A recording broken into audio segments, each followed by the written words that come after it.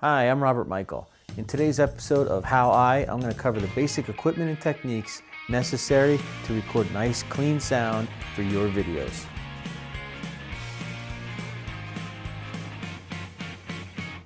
A voiceover is any kind of narration or speaking voice or singing voice not specifically linked to the movement on the screen. So if the voice isn't linked to lips moving on screen, then it doesn't have to be recorded in the camera. It can be recorded in a nice, clean, much cleaner environment. And you can use a couple techniques and different pieces of equipment that you couldn't use if it was on-camera interview type setup. You're gonna need three things for this. You're gonna need a microphone. Here I have a Shure SM57. This is one of my favorite microphones for general purpose use. It's not specifically a vocal microphone, but it records everything really well. It's great for vocals, it's great for guitars, it's great for Foley or sound effects. I've even mic'd drum sets with it. It's a fantastic microphone. It's also really durable. You can't destroy this thing. You can drop it. So whatever you're gonna do, if you're gonna keep it in your bag, if you're gonna pull it out a lot, it's a great microphone to have. You also need an audio recorder, like a Tascam DR40, DR100, or a Zoom.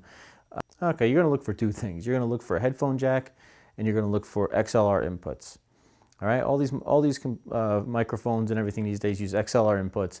It's shielded. It prevents any kind of interference from going on. It's really the professional standard in audio recording. So now the third thing you're gonna look for is an environment to record your sound in. Now most of us don't have big recording studios, so we have to make do with what we have. All right, and one of the best, easiest, most effective ways to do this is by sound blankets. Now this is a sound blanket. Basically it's a moving blanket. Buy them at Home Depot, 20, 30 bucks a piece.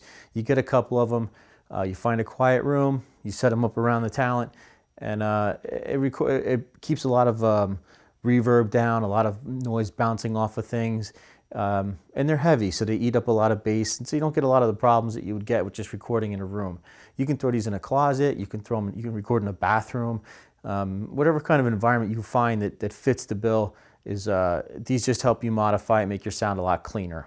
So when you record a voiceover, it's a little different than you see videos of people singing directly into a microphone.